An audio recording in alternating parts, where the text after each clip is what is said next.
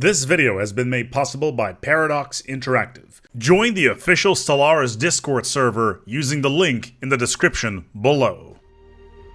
With Expansion Pass 3 arriving to Stellaris, it's time that we welcome Distant Stars to Console Edition.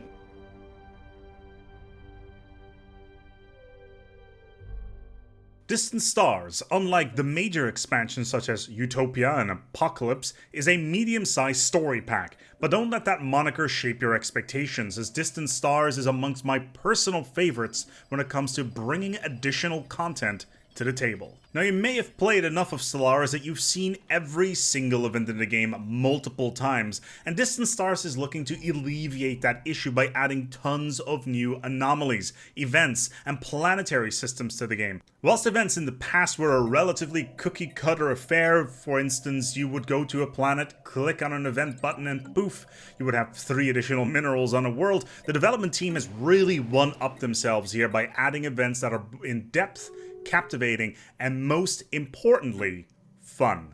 From living oceans that give your species psionic powers even if you're materialist, to planets that phase in and out of reality, or a giant enigmatic cylinder that randomly shows up, leaves, comes back, and then deems your species to be worthy of upgrades and subsequently sends you into a dreamlike state. Now, most of these events have one major thing in common, and that is choices. Depending on how you've set up your species at the start of the game, your choices are pretty varied. You can have completely different outcomes for every single event. Remember that planet I spoke of from earlier? Well, you can stabilize it so it no longer phases in and out of reality. You can receive a Gaia world, however, its district composition and unique resources are completely randomized each time, making the choice to quote-unquote fix the planet important. You have to ask yourself, is this the best I could get? Should I wait for another cycle, but then it phases in and out of reality? Now, tons of events have these tiny little choices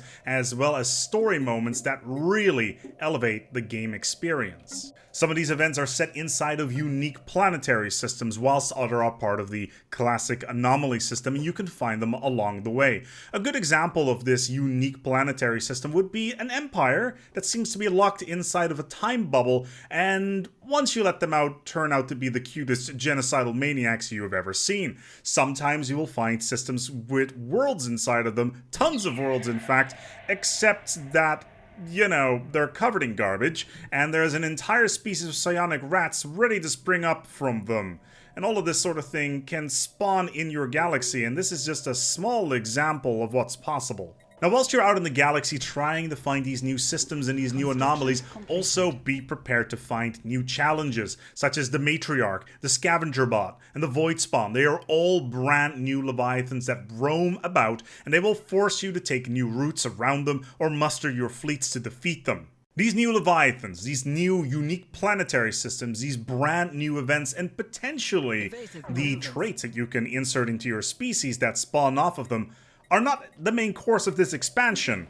The Elk Cluster, however, is. It's a brand new area separated from the main galaxy, and it's only accessible by the brand new L gates. Up to 10 of these gates can spawn in the galaxy, and they are very similar to normal jump gates, except they are locked, and you will need 7 keys to open them. Now, the system is very similar to how the precursors work, except it has a little bit of a twist. Instead of finding ancient wreckage, the galaxy has several events sprinkled into it, and every single one of these events has a potential L-gate insight that will get you closer to opening the gates. In addition, if you also own Leviathans, you can ask your local curator office to sell you an insight for 5,000 energy, or just straight up research the insights from scratch, because yes, you can brute force your way in as well. Regardless on how you obtain your insights, once you've collected them all, it's time to open up the gate and head out into the unknown. Now, what lies on the other side?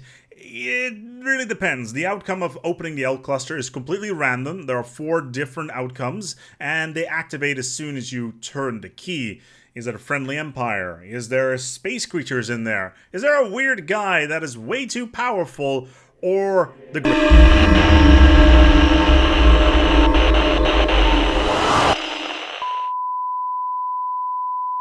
Now, opening the proverbial Pandora's box that is the L-Gates is something you may want to prepare yourself for, otherwise you are going to wish you hadn't done so. At least in certain scenarios, this is definitely going to happen. Now, also remember that other empires can use the L gates as well. They may open up the system before you can, so there is a time limit to this. Also, if you have Apocalypse and the Khan wakes up, they can also use the L gates to spread throughout the galaxy like a virus, which is something you also want to keep your eye on. The gates are open. What happens from here on out? You've basically opened up yourself a galactic superhighway. Now, once you've overcome all of these challenges, you can take the Elk Cluster for yourself and use its rare nanite special resources that only spawn there for your own purposes. You can terraform the planets that are inside, create an extra galactic lifeboat for once the crisis shows up. You can do whatever you want.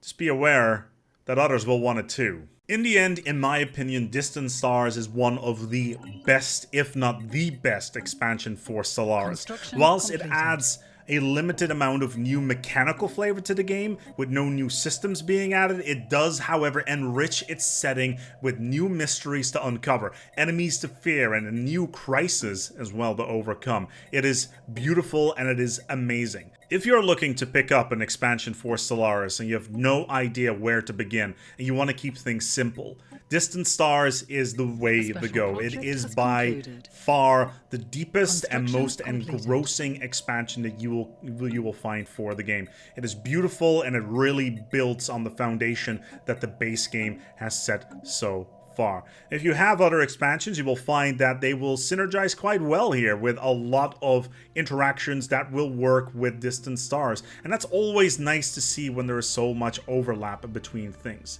So either pick up expansion pass number 3, it also comes with Lithoids as well as Megacorp later down the line, but if you're looking to pick up just a single expansion, this is it. I want to thank Paradox Interactive for making this video possible. If it wasn't for you, the developers out there, we wouldn't have this amazing game, as well as not have this awesome expansion to go with it. So head over to the official Stellaris Discord server. You can go and hang out with like-minded people and tell the stories of the games that you have experienced so far. And maybe if you're looking for help, this would be a good place as well. Whether you're on console or on PC, it doesn't really matter. There is a community out there ready to receive you.